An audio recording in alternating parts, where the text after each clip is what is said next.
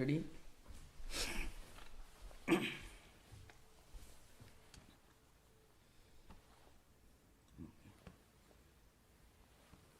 Ready? It is. Yeah. Swamiji. Yeah. Good evening, welcome. Good evening, everyone.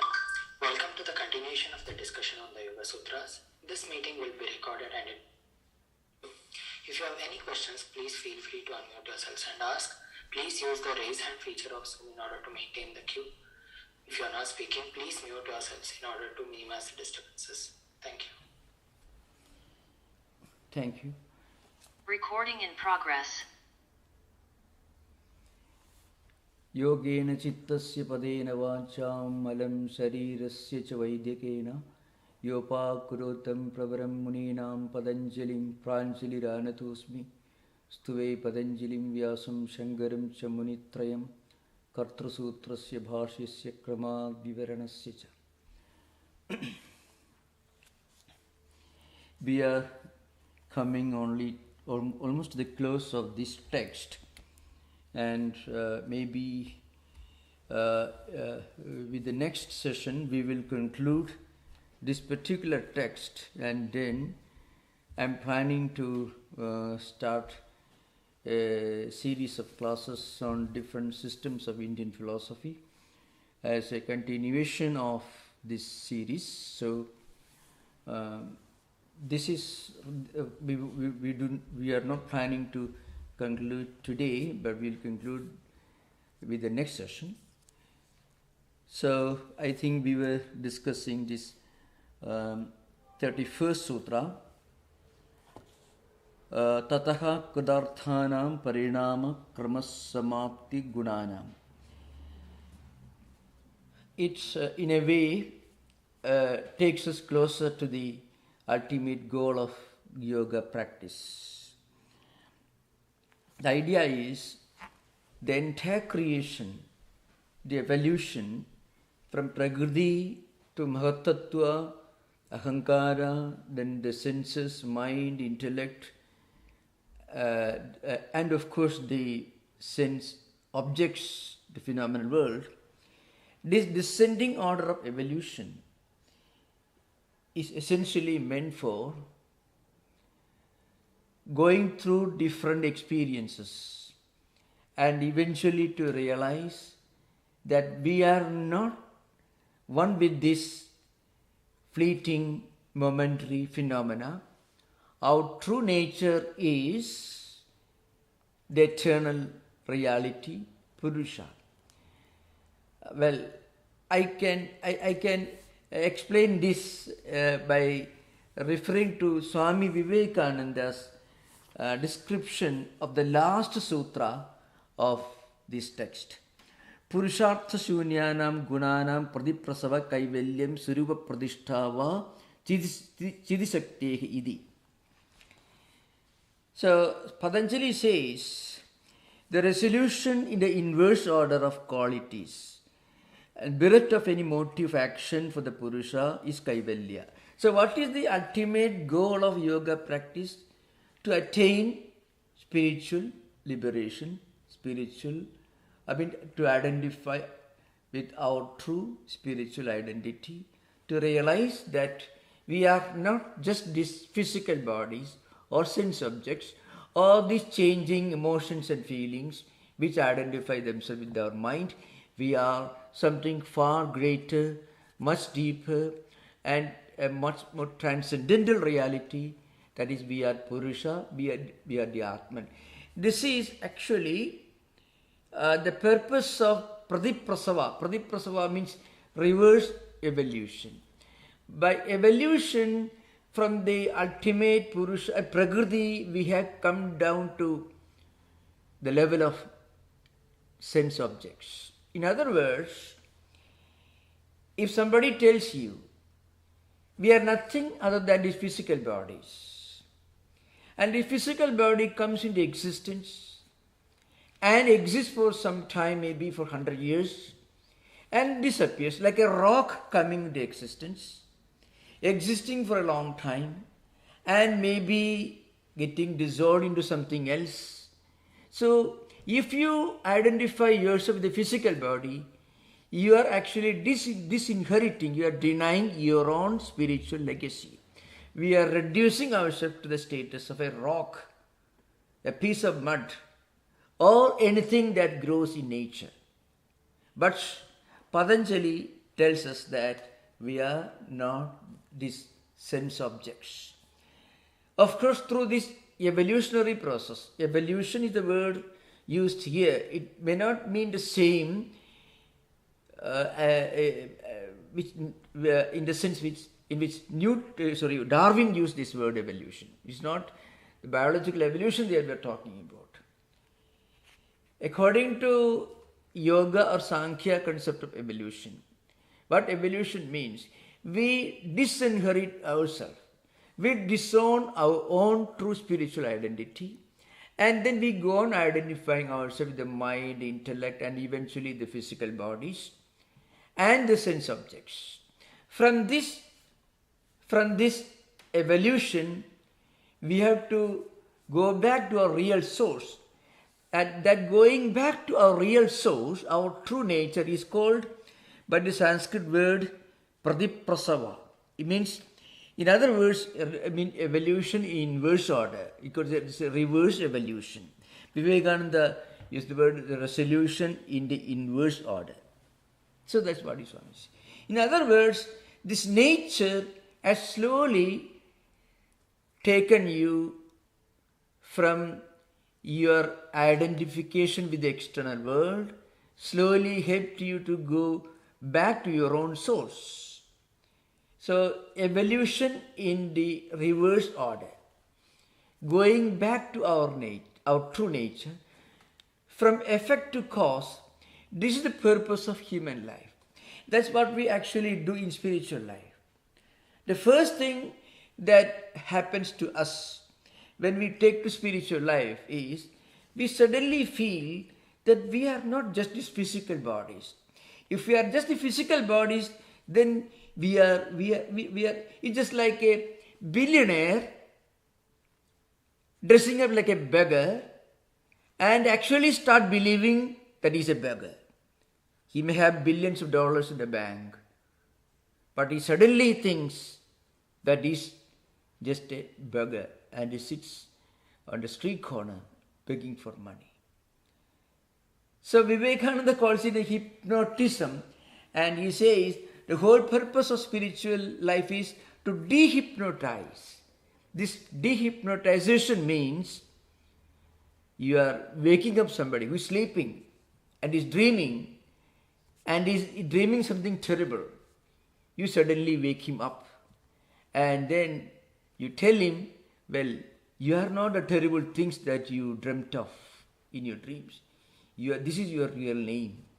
So this kind of waking up a person during his spiritual slumber, this is the purpose of yoga. So it is called by the technical name Prasava. Prasava actually means coming into existence. That's what Prasava means, birth. Prasava means from this empirical existence, you are going back to your true nature. And your true nature is, you are not something that comes into existence, exists for some time, and then gets dissolved. You are the divine spark. So once you identify ourselves with that divine nature of ours, then we have no problem that the ultimate solution to all the problems, that is the way of Patanjali. Anyway, we will come to that later, because the last sutra is being very, very touchingly, in a moving language, Swami Vivekananda interprets the last sutra. He says, nature is a loving mother or grandmother who takes you by your hand and tells you, look here, you are not just like the empirical phenomenal things that you see outside. If we start thinking of ourselves as no different from a piece of rock or a tree or a mountain, then actually it's a terrible tragedy. Why should we study philosophy? Why should we sing Why should we study literature? Why should we take to music if we are just physical bodies? So it's a terrible tragedy. So yoga, so Swami Vivekananda says, commenting on the last sutra of the last sutra, means 33rd sutra, Swamiji says, nature's task is done. What's the nature's task? Look here, you suppose a small kid, your grandson or granddaughter, is crying, I want candies, I want these toys. So grandmother takes the kid, the small child, to big shop and gives him plenty of candies, all the wonderful sweets that he wanted, and also buy him lot of toys. And finally the child eats a lot of candies, plays with the toys, then the child gets exhausted and now she wants something else. You give him another candy, he'll throw it away. You give him a toy, he'll throw it at your face. Now you have to give him something more profound. So that's what Vivekananda says, nature's task is done. This unselfish task which our sweet nurse, nature, had imposed upon herself. She gently took the self-forgetting soul by the hand. The self-forgetting soul is the kid and nature is the grandmother, as it were, and showed him all the experiences in this world. The cars, money, job, everything. Let's say, all the manifestations bringing him higher and higher through various bodies till his lost glory came back and he remembered his own nature. Then the kind mother went back the same way she came for others who also have lost their way in this trackless desert of life. And thus is she working without beginning and without end. And thus, through pleasure and pain, through good and evil, the infinite river of souls is flowing into the ocean of perfection of self-realization. This self-realization, this getting back to our true nature. In other words, the heaven that we are looking for is within our own hearts. You don't think of heaven somewhere far above where everything is wonderful. In fact, of course, in some traditions, if you read the descriptions of heaven, you would rather choose hell, in fact. So I'm not going to that. But what Vedanta or yoga tells you is, you can discover the heaven within you. It's simple. Just practice a little self-restraint, little contentment, little purity of mind, a little unselfishness, a little self-control, sense-control, and you find, you suddenly discovered heaven is within you. So heaven we can create in our own home, and our home is our own heart. That's why, I mentioned earlier, the very foundation of all that we discuss in yoga is yamas and niyamas. Non-violence, non-stealing, or having freedom from desire for things that belong to others. Truthfulness, non-possessiveness, purity of life, contentment, inner and outer purity, feeding our mind with good spiritual food, essence of resignation. If you believe in God, that's easy. You have resignation to God. Practice unselfishness, purity in our own inner life, and you suddenly find heaven is sitting right inside your heart. And so the grandmother's duty is to point out this to you, not to give you in a platter. Your liberation is not given you in a platter. The grandmother's duty, the nature. The Swami Vivekananda used the word nature. Nature is used here actually. Nature here is not the empirical nature, rivers and mountains and valleys. It is the source of all existence, Prakriti. So Prakriti is the word that is used here. That is translated into the English word nature in Vivekananda's exposition of the Last Sutra. Now, that is the essence of the 31st Sutra also. Tataha Kridarthanam. What Kridartha means? Artha means goal, what you want to attain. Krida means already attained. So, after attaining, after reaching your goal, Parinama Krama Samaptihi, then there is no more evolution. Then it just like child has already eaten enough candies.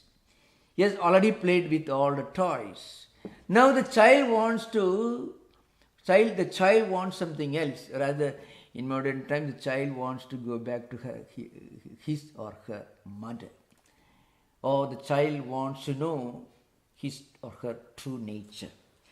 So that's why, what it means is, when we attain the Dharma Mekha Samadhi, that is this Viveka Khyati, the discerning wisdom, then what happens? All this process of evolution, all the crying and weeping and struggling, working hard for money and wealth and status, we may work for it, but we won't struggle for it. And we won't be shocked or surprised or disappointed when we lose any of these empirical things, because we realize that they are empirical, they are non-eternal, they are perishable things, momentary. So what happens then? Kridarthanam, Parinama Krama Samapti Gunanam. Next sutra is also very important. 33rd. Kshana Pradyogi Parinama Aparanta Nirgrahi Kramaha. So this is a very famous sutra, and because Patanjali is coming closer and closer to the ultimate goal of yoga practice, so this 33rd sutra I shall read. I shall explain Vyasa's commentary in Sanskrit, and then of course I shall explain in English, and if there is some problem, it's a bit complicated because actually Vyasa is summing up, he's giving a summary of the whole purpose of human life. As I mentioned earlier on many occasions, there is no mention of a God here. There is no mention of a religion here. What Patanjali tells us is, you realize your own true nature.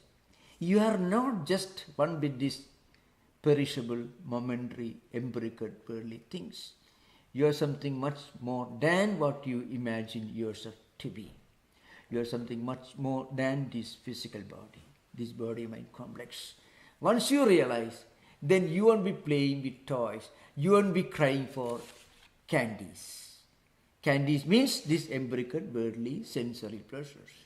We won't run away from this world, but we'll be able to manage this world, our own world and our own experiences, much more intelligently, a kind of spiritual intelligence. So I shall read this sutra. Kshana Pradyogi Parinama Aparanta Nirgrahi Kramaha. What happens is, when this Kshana Pradyogi, what it essentially means is, the literal meaning, Kshana Pradyogi is actually, Pradyogi is a term used in Indian logic. Actually, Pradyogi means counterpart or counterpoint. Kshana Pradyogi means that for which Kshana or moment is a counterpart. That means, to give an example, succession or change. Pradyogi means the absence of something. For example, in the Indian logic, that's why this sutra is a bit complicated. In Indian logic, the word pradyogi is used. Ghata pradyogi. Ghata means a pot. Ghata means a pot. Ghata pradyogi means the counterpart of a pot. It means a pot is, or a pot indicates the absence of a pot, or let us say a pot negates the absence of a pot. So that is the technical. This is an important language used in Indian logic.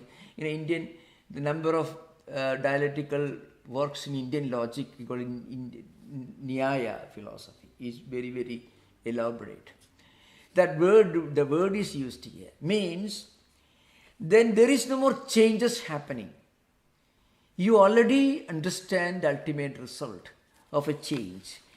So, for example, I can give an example. Parinama Abaranta Nigraha Kramaha. Suppose you have a piece of cloth, an old cloth. If you see an old cloth, when you see an old cloth, you immediately understand that cloth has already undergone a lot of changes, and the oldness of the old cloth is the result of a lot of changes that have already happened. At the end of a series of changes which lead to the cloth getting old, there is an old cloth in front of you. Like that, when you reach a point where you go beyond the momentary changes, the changes and the evolutionary process happening in every moment, every kshana, then what happens is you already realize that you transcended the changes, you transcended this slow sequence of evolutionary mutation. So when you reach that state, there is no more evolution taking place. That is the end of it. So I shall read the commentary, then it becomes clear. Kshanana antaryama si parinamasya abarantena avasane grihyate kramaha. Okay, so kshananantarya means after the passage of changes happening every moment, what you see is parinamasya abarantena avasane grihyate kramaha. After a series of changes happening from moment to moment, finally you reach a state where you see yourself to have transcended all these changes, and that is the beginning when you start your journey backward. Journey backward means journey back in search of our own true nature. So what is the parinama? Parinama is nothing but this descending order of changes happening from Prakriti, Mahatattva, Ahankara, then mind, Jnanendriyas, Karmendriyas, Tanmatras, and Panchamahabhutas. In other words, in a descending order, we have forgotten our Purusha nature, then we identified with ourselves with this Prakriti, and then as a result of these changes happening in name and form, the changes happening at the level of gunas, we started the descending journey. Finally, we have come to a miserable end, forgetting our true nature. Right now we have reached a point where we identify ourselves as a body-mind complex that comes into existence at some point of time in the past, living for some time and then disappearing, that we have reached the lowest level of the descending order of evolution, that is Panchamahabhutas, as a Sanskrit word used, or the 5 sense objects. In other words, I mentioned this earlier, a billionaire suddenly starts thinking that he is a pauper, he has no money, and he starts thinking himself to be in a miserable condition. So yoga is like a grandmother who actually tells you, no, you are not a penniless, you are not a bankrupt person. You have a lot of money in the bank. You realize this. You go to your home, take your checkbook, you go to the bank. So you are not a bankrupt person. So this is what yoga actually does. So, but then for that we have to reverse our evolution.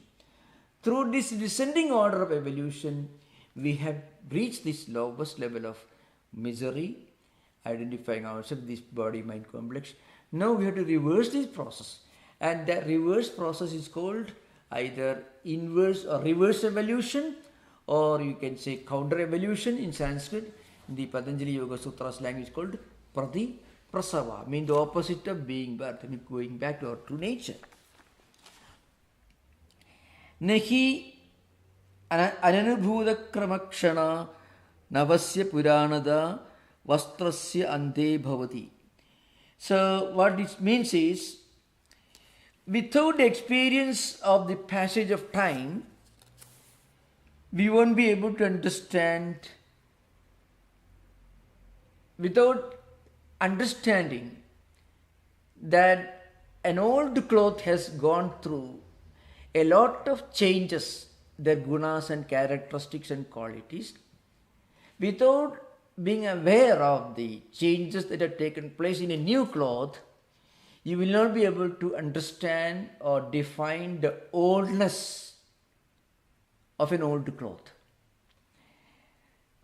So, when we identify ourselves with the physical body, we should know that we have reached this point through a process of descending order of evolution. So, when you see an old cloth, say a cloth is old. So, when you see an old cloth, you realize that it is old, but along with realizing the oldness of this old cloth, you also realize that it has gone through several levels, several stages of evolution through kshanas. At the end of this evolution, you have reached this stage. Now the purpose is to go back to our original source. That's why Nahi ananubhuta kramakshana navasya puranada vastrasya ante bhavati. Vastra means cloth. Puranada means antiquity or old age. So you will not be able to recognize or realize the oldness of an old cloth without at the same time realizing that that cloth had gone through a series of evolution changes due to wear and tear. So many people must have worn that cloth for a long time. It must have already been kept uncared for. So the older cloth has become too old or brittle. Nityeshu cha kramo drishtaha. Dvai cha iyam nityada kudastha nityada prinami nityada. These are the very important ideas in Nyaya philosophy, also in the yoga philosophy. Nityeshu cha kramo drishtaha. Nitya means eternal. What are the two eternal realities in yoga philosophy, which is again linked to Sankhya philosophy? The two eternal realities in yoga philosophy are Purusha and Prakriti. Purusha is self-effulgent, it is the transcendental reality. Prakriti is the empirical reality. Both are eternal realities. That's why yoga system is a pluralism, it's kind of dualistic philosophy. Due to ignorance, due to some kind of delusion of a true nature, because we are not aware of the fact that we are actually self-effulgent, Purusha is our true nature, what happens? We feel we are bound. And this is because we identify ourselves with all that we see every day. This very, very often we can understand. What do we identify ourselves with in our everyday life?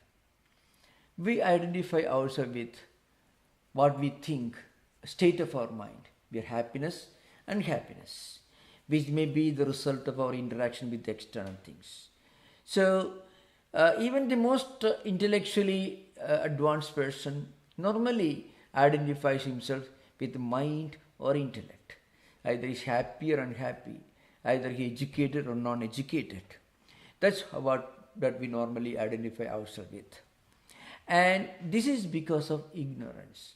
Once we realize that Purusha is a true nature, then we will not define ourselves, we will not describe ourselves in terms of our empirical qualities. So, empirical qualities are the results, of the evolutes of ahankara. Mind and senses are both the evolutes of ahankara, the ego system, which again third in the series of evolution. I mean, first Prakriti, then Mahatattva, then Ahankara, and then Tanmatra, then Panchamahabhuta. This is how the evolutionary ladder descends. So, what really happens is, once we realize that we are not these evolutes, then we can retrace our steps and go back in search of our true identity. So, Nityeshu Chakramo Drishtaka. Nitya means Nityeshu. Bahuvajana means a plural is used, means in these eternal realities of Prakriti and Purusha, also there is a krama. Dvaicha iyam nityada, kudastha nityada, parinami nityada. So these are technical terms used. Kuda means anvil. Anvil is very strong, it is very stable. So a goldsmith in ancient times used to use an anvil on which he will hit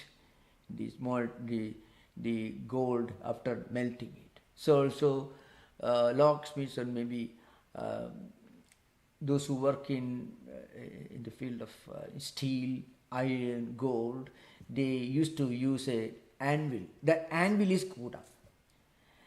A goldsmith may place a hot piece of gold, which is hot enough, on the anvil, then he may hit it with a hammer.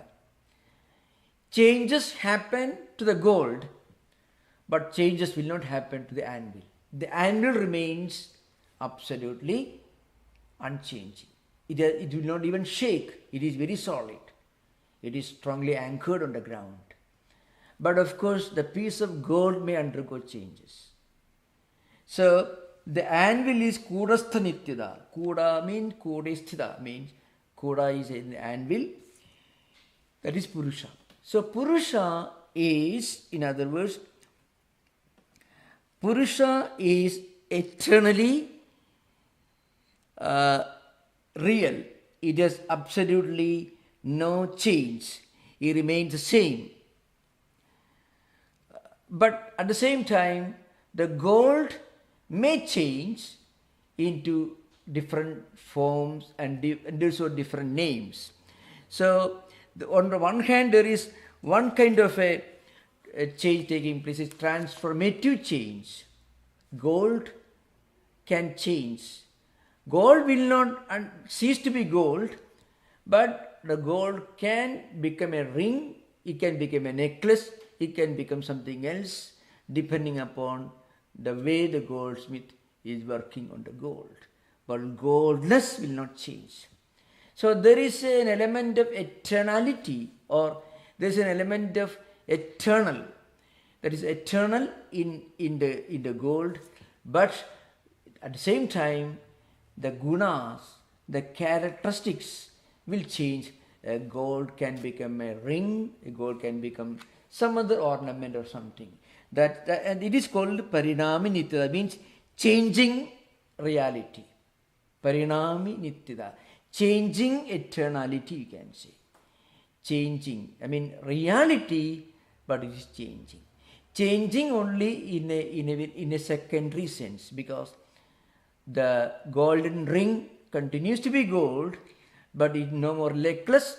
It is not a necklace now, it has become a ring. A ring may also can become a necklace. So it is transformative nityada, transformative reality, eternal. So that is Prakriti. So Prakriti is transformative. It is eternal, but changes do happen in Prakriti. From Prakriti, because of various changes happening at the guna level, Prakriti becomes Mahatattva, Mahatattva becomes Ahankara, Ahankara again is the source of evolution of mind, emotions, feelings, thoughts, and so on. And then again, the subtle aspects of the empirical world called Tanmatras, and then the 5 elements constituting the empirical world. This is how the evolution happens in a descending order. That evolution indicates changes at the guna level and not the changes at the substance level. So that's why it's called Parinami Nityada. Prakriti is subjected to Parinami Nityada. It is eternal, but it is changing and also eternal. Changing with regard to their characteristics, that is gunas, and unchanging with regard to its essence, that is, it remains gold. Purusha, on the other hand, it is always the same. Like Koda. You should remember that these terms are used with a profound sense. Koda is the anvil on which a goldsmith may work. Anvil never undergoes any change. But the hot piece of gold can change its form, its name, according to the need, according to the requirements. In other words, transformations take place only at the level of gunas. So that's why Dvayi cha iyam nityada, this eternal nature is twofold. One is Kudastha nityada, eternal nature like that of an anvil. Parinami nityada, the eternal nature like the eternal nature of gold, which can of course become a golden ornament, golden necklace, golden ring, whatever it is. Tatra Kudastha nityada purushasya. Purusha, that's our true nature. It is unchanging. It never undergoes any change. Gunas do not affect them. Parinami nityada gunanam. This transformative eternal nature, the transformative permanence, so to speak, is with regard to gunas. So remember that nityada is an important term used in Vedanta and also in yoga. The word nityam has got a special meaning in Vedanta. Here, it has got, of course, it is used in the same sense, but qualitatively different. Nityam in Vedanta means something that never undergoes any change in the past, present, and future. It remains the same in our experience in waking state, in dream state, and deep sleep state. It is beyond the 6 changes. 6 changes are taking birth, existing, growing, evolving, decaying, and disappearing. It's called Shadvikaras. Jayade, Asti, Vardhade, Viparinamade, Apakshyede, Vinasyade. 6 changes according to Vedanta. At the same time, in Yoga Sankhya system, the word Nitya doesn't have that profound implication. But still, it implies something that is eternal. So, Parinami Nityada Gunanam. So, Prakriti changes, but only with regard to gunas. Prakriti is essentially, it remains the same. In other words, according to Yoga and Sankhya system, our mind, our intellect, our feelings and emotions, and this external world that we see and experience, and the senses like our eyes and ears with which we come in contact with the external world, all these are different evolutes of Prakriti.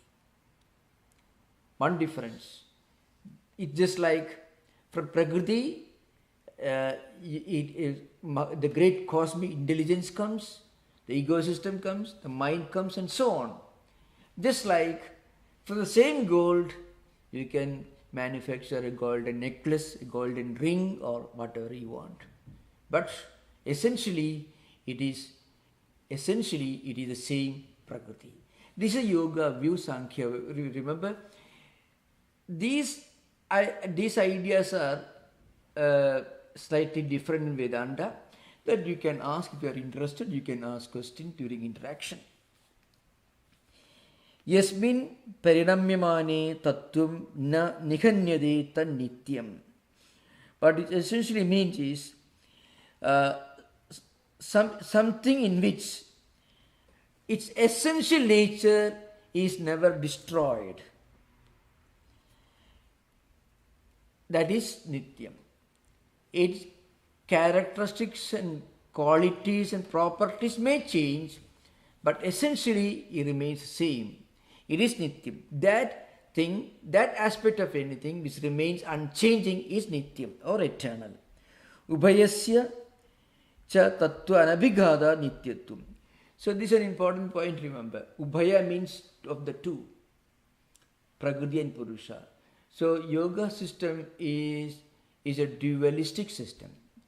Dualism implies a system of philosophy in which there is more than one eternal category. So that is the essence of dualism. Non-dualism means a system of philosophy in which only one transcendental absolute reality is there. Everything else is relative. Dualism, on the other hand, accepts two fundamental ontological categories. In Sankhya Yoga system, both Purusha and Prakriti are both accepted as eternal categories. So, Ubhayasya cha tattva anabhigada nityatvam. In both Purusha and Prakriti, there is something, tattvam, which remains unchanging. So, tattva anabhigada. Anabhigada means it doesn't get destroyed. Its essential nature remains the same, it is never destroyed. Tatra gunadharmeshu buddhyadishu parinama aparanta nigrahikramo labdhavadyavasanaha. So, Prakriti or cosmic intelligence, then our ego system, the mind, the senses, all of them emerge from Prakriti.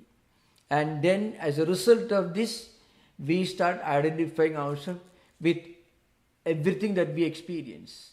See, this is common, this is something very simple to understand. Normally, our mind assumes the form of whatever it sees or hears. See, for example, when you hear the sound of a car moving in the streets, at that moment, the visual image of a car will come to our mind. Our mind actually takes the form of a visual image of a car. So also the same thing happens when we actually see a car, which means mind and eyes come together, we see an object. Mind and ears coming together, we come to know something by hearing. So also, when we taste something, our mind identifies itself with the taste. So also, the sense of touch and sense of smell. This happens. So mind assumes that form. That's why we are able to know things and remember things. This is what is happening. Now, all these changes take place at the level of gunas. As a result of this, we identify ourselves with what we see, what we hear, what we imagine, and so on. All these are examples of different kinds of changes taking place with regard to name and form, which are again related to the evolution taking place at the level of gunas. Guna means properties or characteristics. But essentially, mind is still essentially Prakriti itself. This is an important point. In Vedanta, mind is a reflecting medium. But in yoga, mind is just a evolute, a dead substance, an evolute of Prakriti, which itself is Jada. Jada means it is non-effulgent. So the purpose of yoga or the purpose of any system of spiritual philosophy is to slowly help you to trace your journey back to your own spiritual home, to your own spiritual identity. Yoga system of philosophy is considered to be imperfect in its conclusion.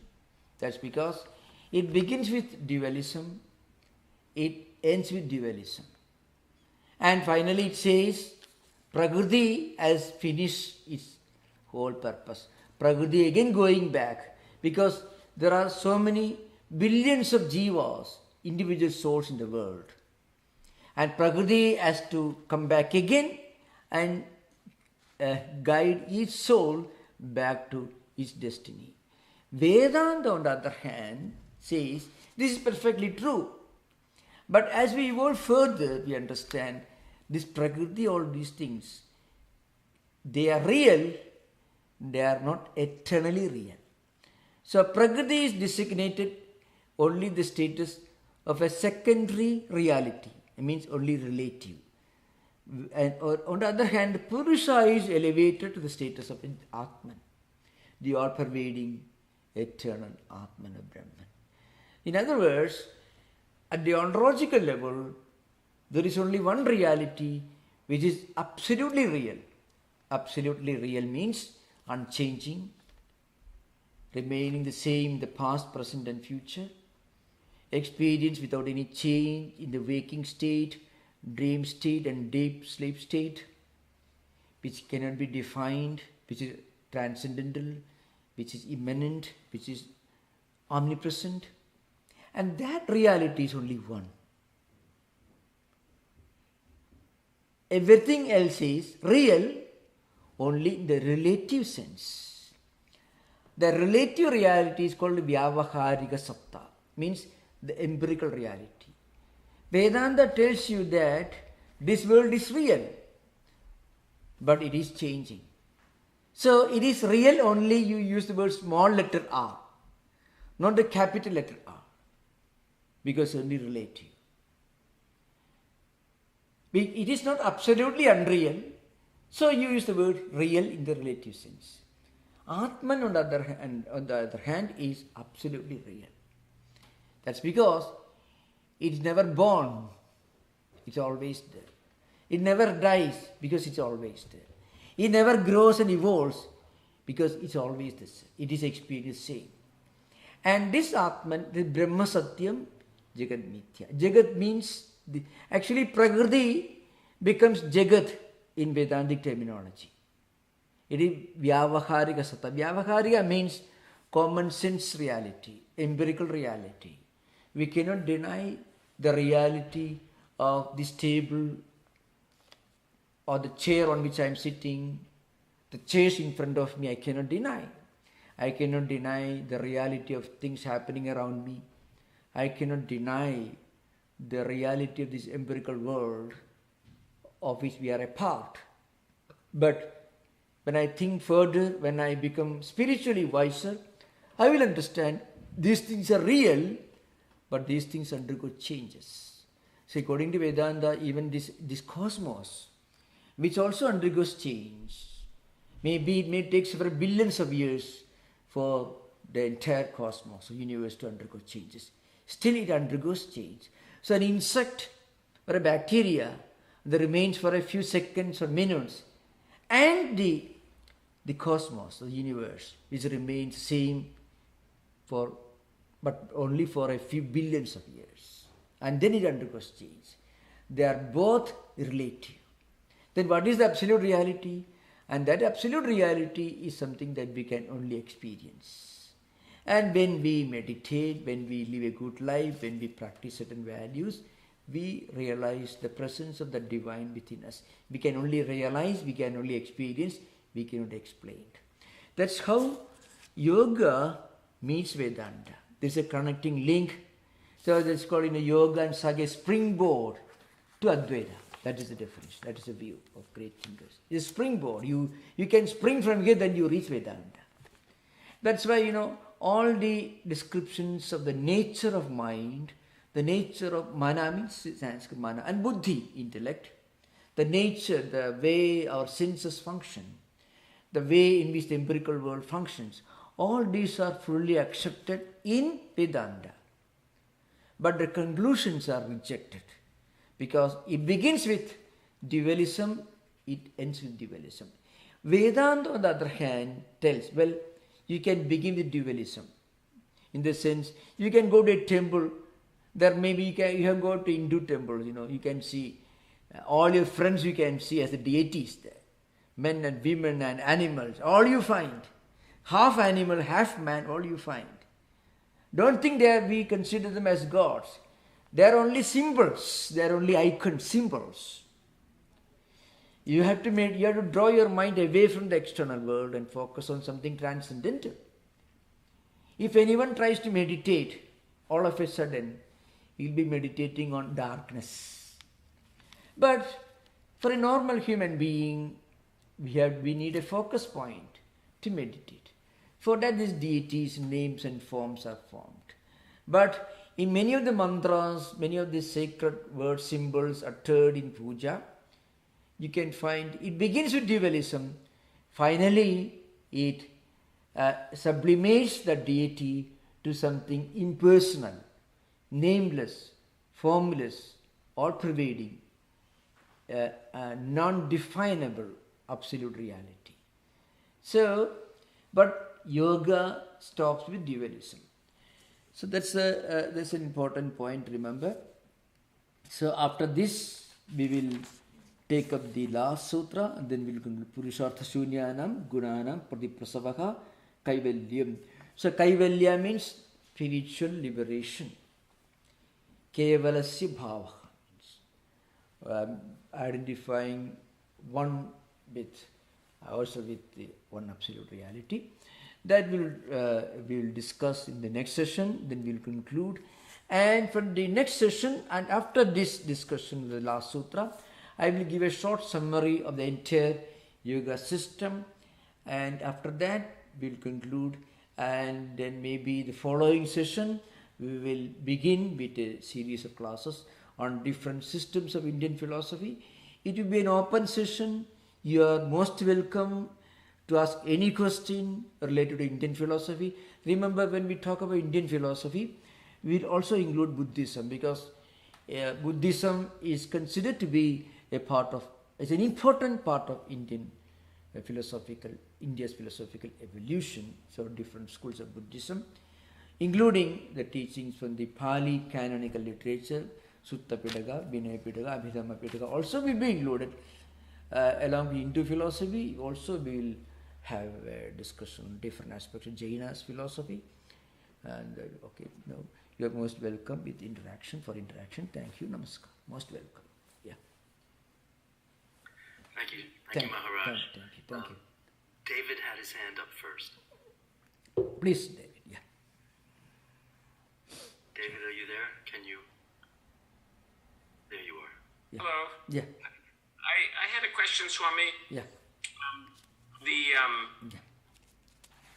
When we talk about powers, Yeah. we're supposed to avoid them in yoga. Yeah. However, when one practices yoga meditation, one develops great powers of concentration, and then when one does other worldly duties, one finds that one can concentrate more than the average person, and therefore do worldly duties with much more focused mind. Is that not using yoga powers in the world in a way that one should not? It is not misusing, because it is a natural, unavoidable consequence of practicing yoga disciplines, that you are able to focus your mind with greater concentration, greater focus. Naturally, your work will be more efficient, it will produce better results. You are not misusing actually. It comes to you. See, if you are a very strong person, when you work hard, you can lift a chair more easily than others. You don't deliberately pretend to be a weak person when you are a physically strong person. It becomes easy for you. But you don't demonstrate it and then fight with a neighbor because you are physically strong. You don't do that. So like that, actually, to be very frank with you, every spiritual practitioner, even those who do not practice yoga, even those who practice prayer, those who practice any other in tradition, you find there is a natural increase in the level of efficiency. Work efficiency is natural. That's because when we practice any spiritual discipline, our ability to concentrate our mental powers on one focus point, which in the form of work or whatever it is, without any distraction, without any dissipation, without our concentration flowing out, getting distracted through the 5 channels of senses, that possibility is reduced to the minimum. So naturally the mind is able to focus with greater concentration. That is not a misuse of vibhutis. Remember, actually, in the Yoga Sutra, there is no ban on using these powers for good purpose. But really, in actual practice, what happens when you are fully established in yamas and niyamas, your tendency to misuse your powers, that will be practically reduced to the minimum. I mean, it will completely disappear. Because you are already established in yamas and niyamas. For example, non-violence. You don't use your powers for doing violence. Let us say asteya and aparigraha. Total freedom from greed or desire for things that belong to others. Such a person will be, and contentment, santosha.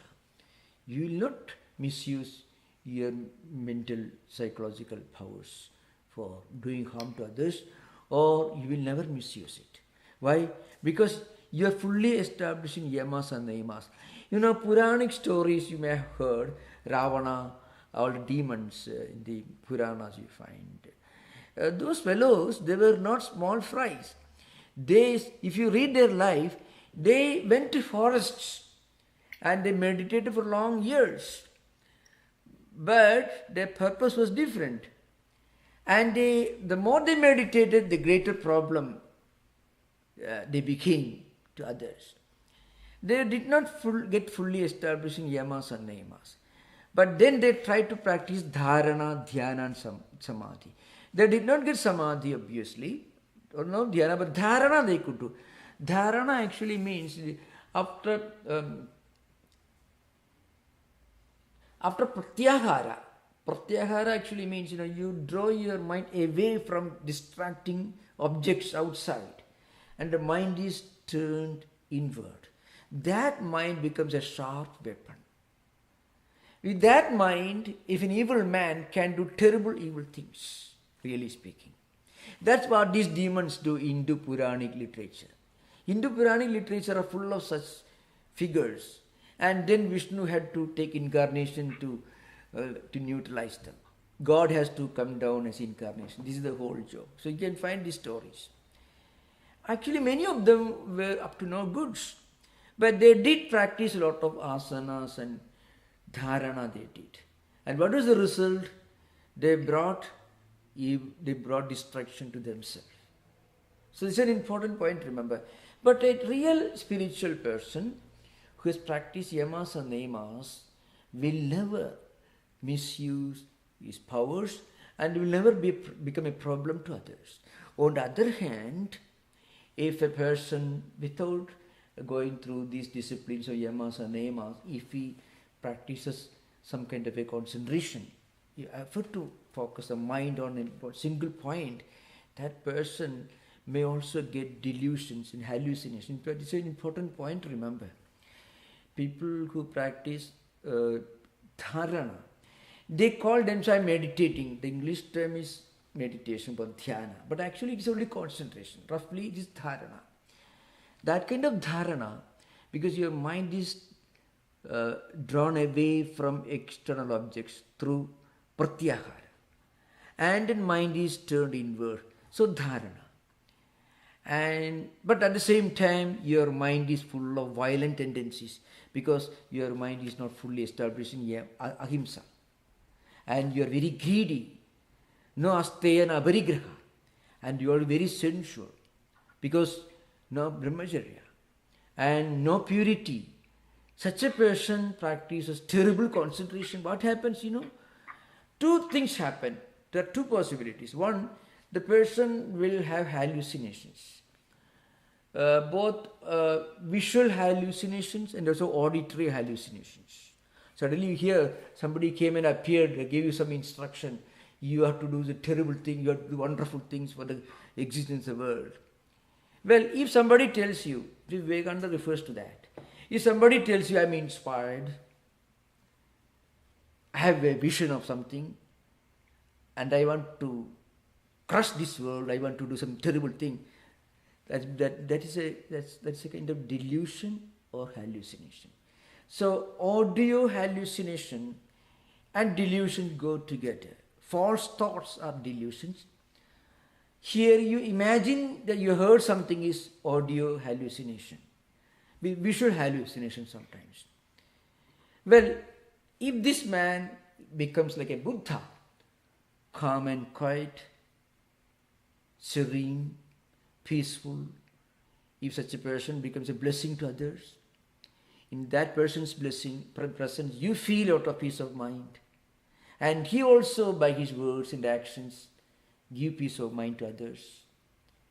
That means that person has practiced yamas and niyamas, ahimsa, satya, steya, brahmacharya, non-violence, etc. Then that experience is genuine. On the other hand, if a person has not practiced yamas and niyamas, then the person claims, well, I had a very terrible vision, I want to do all this. Well, you ask him, you listen to him, is he serene, peaceful? Is he a good human being, non-violent? Because Patanjali has given this list 1, 2, 3, 4, 5. You cannot escape Patanjali. Patanjali has presented for you just 5 disciplines. Which is Sarvabhauma Mahavartaha, means it is universal. No spirituality without non-violence. No spirituality without freedom from greed. No spirituality without freedom from impurity. No spirituality without contentment, santosha. So what about when Swami Vivekananda developed some powers, and he was practicing yama and niyama, but Sri Ramakrishna told him, stop meditating because he could see things at a distance. He said, you should not have touched Kali Maharaj. So even though he was practicing yama and niyama, even though he did that, Sri Ramakrishna said, no, don't use powers. And how is that different from the worldly person then? Yeah, actually Swami Vivekananda, they were still growing, The very fact that Swamiji himself narrated that incident, an incident that Sri Ramakrishna corrected him. Sometimes even as a result of your spiritual practice, you happen to become a divine instrument in the hands of God. That is not misuse of powers. You, because of your own spiritual advancement, happen to become a blessing to the rest of the world. You become an effective tool in the hands of God, and you become a blessing to others. That's not misusing powers. But in this case, actually, they were very young at that time. They were still going. Sri Ramakrishna, like a headmaster, were training them. In fact, that whole period is so charming, so instructive, so inspiring. These two they were youngsters, less than 20 years. They were practicing meditation. And actually, when you read those stories, you understand how important it is for one to get established yama niyamas. And remember, wherever Vivekananda went, he became a blessing to others. Wherever Swami Abhedanandaji went, he became a blessing to others. We are discussing this spiritual tradition because one Vivekananda came to America and altogether he spent less than 5 years in this country, and 2 visits. Just 5 years, remember. And that too, it's a brainstorming 4 or 5 years. And because of that, see the impact. That means Swami Vivekananda became a great blessing to others. So he became he became a tool in the hands of Almighty God.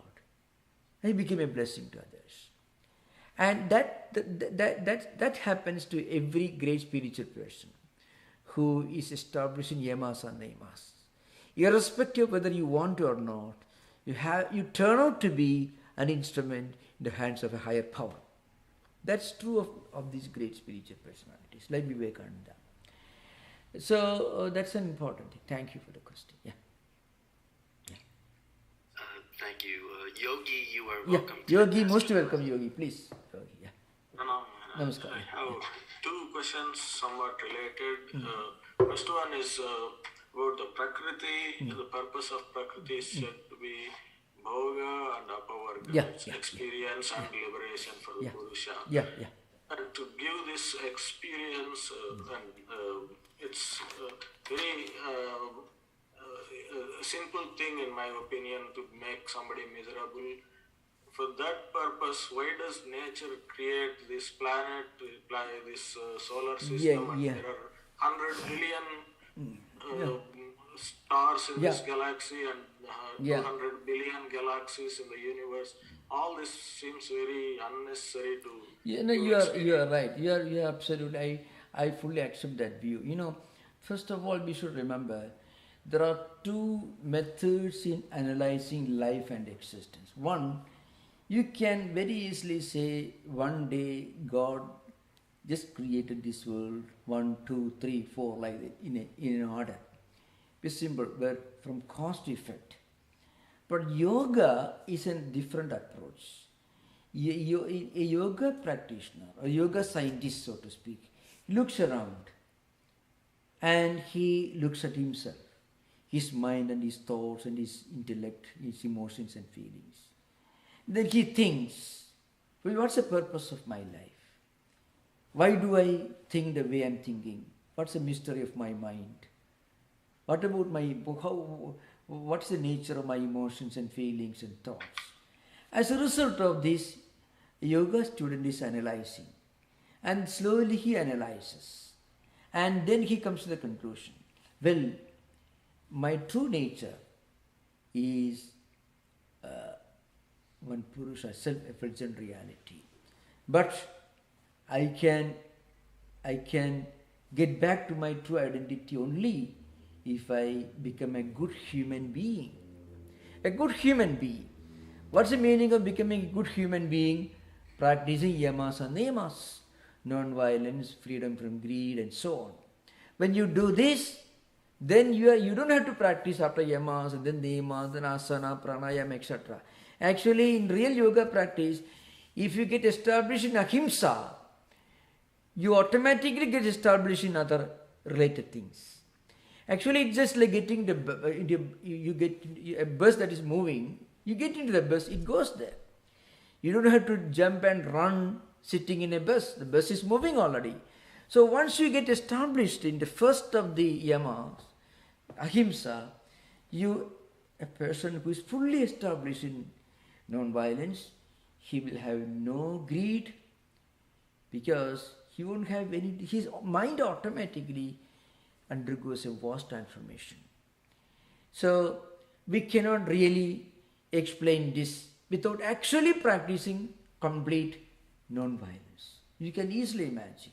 Think of any human being who was fully established in non-violence and who was not a yogi. Christ, Buddha, Shankaracharya, Sridharakrishna, Vivekananda, or even take any matter. They were all established in non-violence. And they were all yogis. So remember, you are just taking a ticket and boarding the bus. Then you reach there. Now, actually, the whole analysis of Prakriti and evolution actually is only a kind of analysis of the details of our own mind, our own feelings and our own emotions.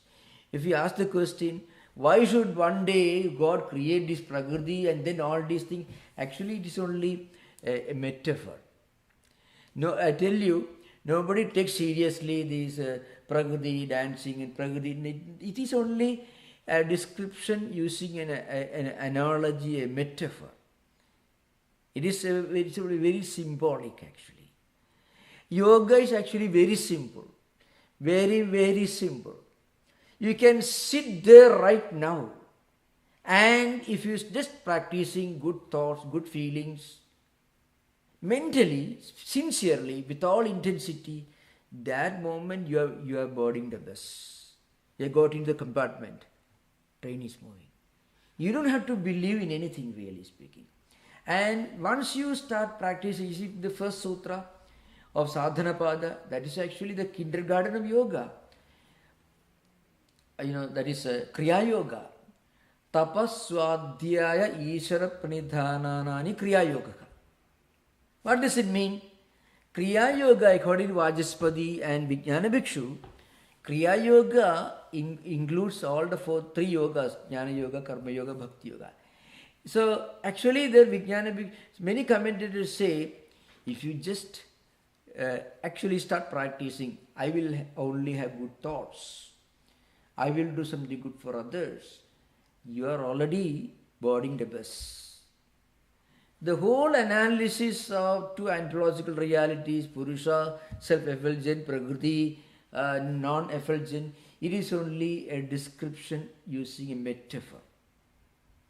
Actually, in my opinion, a person who reads, a person who practices this Karma Yoga, which is a part of Kriya Yoga, one, and Ahimsa, which is the first step. I mean Ahimsa, Satya, Asteya, Brahmacharya, Aparigraha. There's 5 elements of the Yama, which is the first, is the kindergarten again. If a person really practices Karma Yoga and Ahimsa, nothing more is required. And then if you start, once you get established in this, read Patanjali Yoga Sutras, you will understand, it's only a metaphor. It's only used symbolic language. Remember, yoga, Hindu religious text do not ask you to take every word as the ultimate wisdom of God. Remember this very, very well. Hindu philosophy tells you, you read this book, close the book, sit there, try to become a good human being, you can reach your goal. Remember, you should become a good human being. Good not only to those who belong to your tradition, good, but you should be a good human being to everyone, every creature, both human and non-human creatures. So that's the meaning of becoming a true, good human being. And remember this very well. Every word of any of this book is not expected to be taken as the ultimate pramana. It is only a direction, it is only a guidance. As much as you possible, you take. This is an important point, remember. Okay, thank you, Yogi. Your very important question. Now we'll come to another question. Thank you, Yogi. Second question is... Yeah, excuse me, Yogi. Would you mind if I give a chance to some other student? Yeah, sure. Thank you so much. Thank you. Thank you. There's a ironic question on the YouTube. Yeah. From a student with a very reasonable question, and that is asking for suggestions from the books. Yeah. Some additional reading about Patanjali Yoga Sutras, Vyasa, etc. Patanjali Yoga Sutras, Vyasas, commentary. Yes, he's looking for additional readings. What books or authors would you suggest? Okay, I shall give a list of books. Certainly, I shall give you. Just a minute. Remember, you had mentioned Vivekananda Bhikshu and Vajaspati, etc. I can give you a list of books that are normally taught to serious students in the traditional schools of yoga, yoga curriculums. But after giving the list, then I shall say a few things about how to approach this. First, Vaisharati, Vajaspati Misra. Bhojaraja, he was a king, Raja Martanda. Then Vijnana Bhikshu Yoga Bhasha Vartikam. Yoga Maniprabha is by Ramananda Saraswati. Yoga Sudhagaram is Sadasivendra Saraswati, who has actually lived in 18th century. Yoga Maniprabha is Bhava Ganesha Dikshita.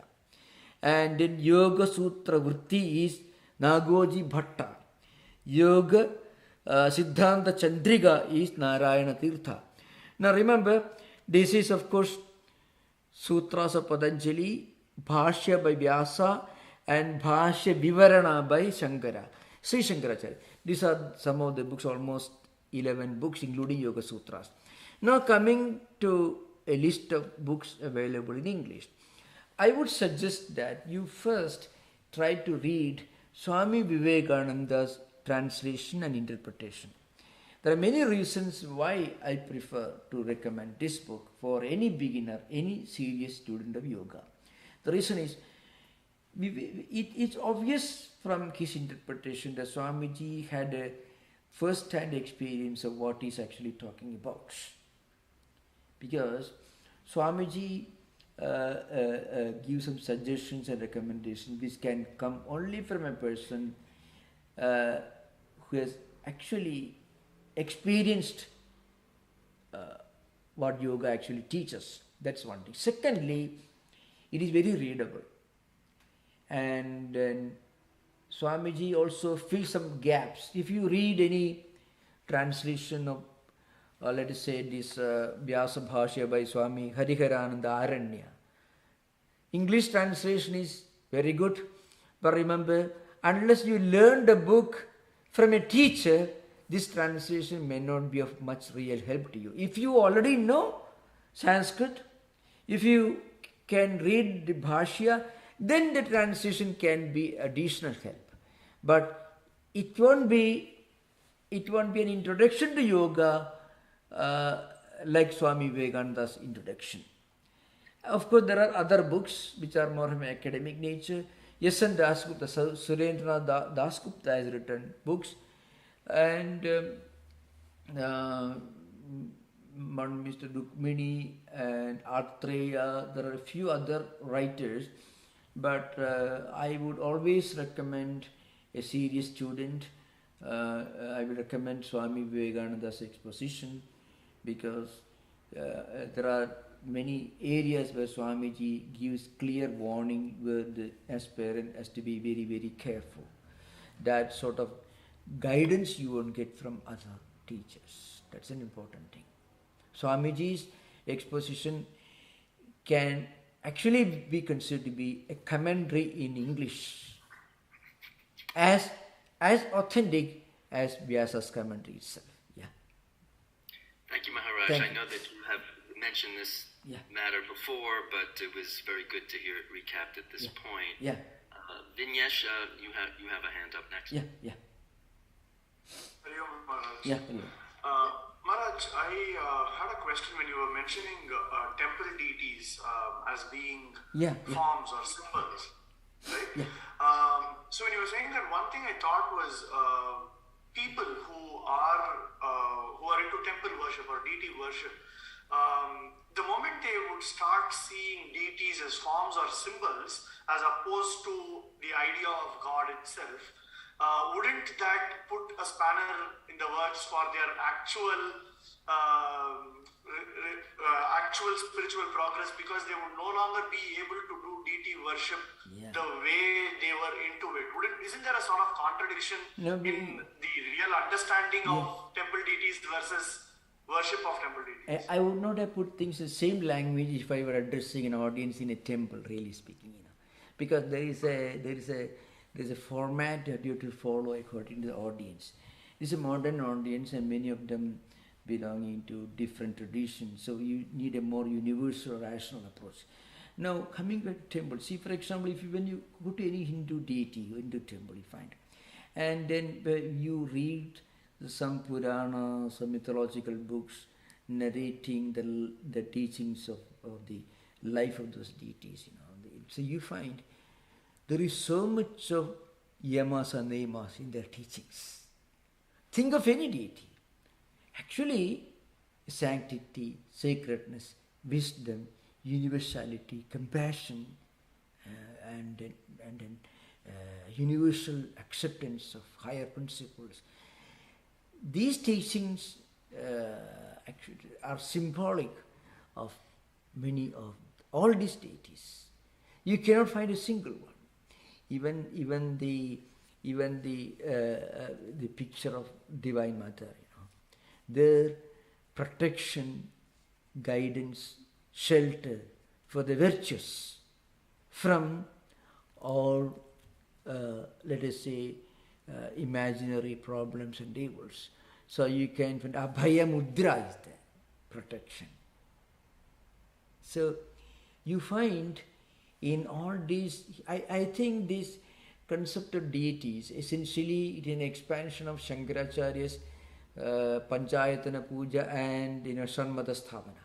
So there were innumerable deities in Vedic literature, Indra, Mitra, Varuna, Agni, Dhyava, Prithivi, Surya, and so on, Soma, and so on. Of that, Shankaracharya organized the entire Vedic pantheon under 5 heads. I mean, the Shanmata Sthavana, Surya, Devi, Shiva, Vishnu, Kumara, Ganapati, and so on. Now, each of these, take any of these deities, there is compassion, wisdom, universality, universal compassion, and any person who meditates on any of the deities, you have seen, perhaps you have seen in your own home, in your own neighborhood, old people who get up in the morning 3:30, taking bath and then chanting something, doing this puja. Can they ever imagine doing anything violent? No. Ahimsa is there. And then they won't care for anything. They won't take care for taking things from others. Asteya is there. Aparigraha is there. And they are so contented. I've seen many of these Orthodox people who worship Ganapati, Subramanya, Uri, all that. That contentment, that non-violence, compassion, universal approach. These are essential characteristics of the typical Hindu householder who does worship any of these deities. So whom are they meditating? Whom are they worshipping? They are worshipping a symbol that reminds them of these great qualities and characteristics. And that, what does it mean? So they all point out to one impersonal transcendental reality, a nameless, formless, in the sense beyond form, beyond name, not without form, without name, means transcending names and forms, one impersonal supreme reality. That's why in many of the mantras, the deity is addressed to be impersonal, transcendental. How can a deity with name and form be universal, be omnipresent? Vishnu, Vyapno Didi Vishnu. That's the meaning of it. Vishnu, it's a meaning. And all the mantras of Vishnu, you are the all-pervading Supreme Spirit. But if you go to temple, it is that deity is established in a small, tiny room. How can the deity be all-pervading? So that form is only a symbol of something that is transcendental, something universal, something all-pervading. So that is there's a link between the universal and the deity with name and form, whom you worship in your worship room in your home. There's a connection with the all-pervading transcendental and the deity in your shrine room. Okay, it's clear? Yeah. Swamiji, if there's time, Saugata may have the last question. Most welcome, Saugata. Yes, there is time. Yeah. One question. Yeah. Maharaj, can you explain a little bit about this Ghata Pratiyogita? Oh, yeah. Okay, now, Pratiyogi. Pratiyogi actually means the counterpart. Ghata Pratiyogi means Ghada itself, actually a pot indicates, a pot is actually a negation of the absence of a pot. A pot is a negation of the absence of a pot. That means the pot is present. Yeah. Because that is called, so Pratyogi is a counterpoint. So Pratyogi means competition, right? actually, that's why. That is the competition, the ordinary language. Pratyogi is a particular technical term in Nyaya. So Ghata Pratyogi, Ghata Pratyogi Parinama Avaranda Nigrahya Kramaha. So a pot indicates the absence of a pot. Yeah, that means pot is present. Now, you may ask, this is not used in literature, but in the technical language of Nyaya, these expressions are very, very important, they are very essential, because in a single verbal formation, you can put a lot of ideas in the Nyaya system. The language, the Nyavya in modern Indian logic the language itself is a special category. Every book you have to learn from a teacher who has learned from his teacher. It's almost like more like learning surgery. You can't do through correspondence. Yeah. Impossible. So that's so. Ghata Pratyogi means it indicates a pot indicates the absence of a pot, or Ghata negates the absence of a Ghata. Ghata means pot. It negates the absence of a pot. You may ask this, why this is important here? Actually, this is the only sutra in which Patanjali has used a technical term exclusively belonging to Nyaya tradition. He is very simple, otherwise words are very simple. That's why it's okay. Well, it's useful. I can't claim that Saugata isn't here. Thank you. Yeah, thank you. So, okay, thank you for this wonderful discussion, and okay, thank you, namaskar. Thank you, everyone. So we will have the last class next Sunday, and I shall give a summary of the entire text as far as possible within one class, and then I will start another series. Will be a discussion on different systems of Indian philosophy, which also includes Buddhism and Jainism. Thank you. Swamiji, can we have just one class for just question and answer after this? Yeah, maybe next time it can be both. Because summary and questions, both can be. Yeah, maybe, certainly it's okay, no problem. Maybe after the next session, the coming session can be for question and answers. Then we can start a new series, no problem. Most welcome. I've left to you. Most welcome. Thank you. Om Shanti Shanti Shanti Harihi Om Tat Sat Sri Ramakrishna Arpanamastu. Recording stopped. Namaskar. Thank you very much. Thank you, Maharaj. Thank you, everyone. Thank you. Thank you. Thank you.